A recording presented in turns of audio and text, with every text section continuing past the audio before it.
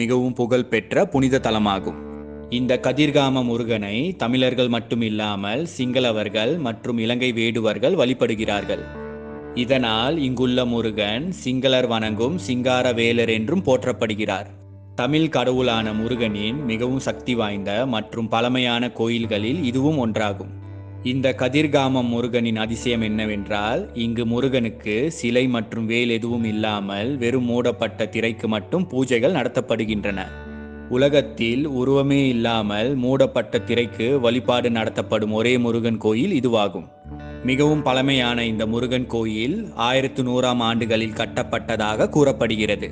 ஆனால் 2500 ஆண்டுகளுக்கு முன் ஈழத்தை ஆட்சி செய்த தமிழ் மன்னரான எல்லாளன் காலத்தில் இந்த கோயில் இருந்ததாக மகாவம்சம் நூல் கூறுகிறது. இந்த குறிப்புகளின் வழி இந்த கோயில் மிகவும் பழமையானதாக நம்மால் அறிய முடிகிறது.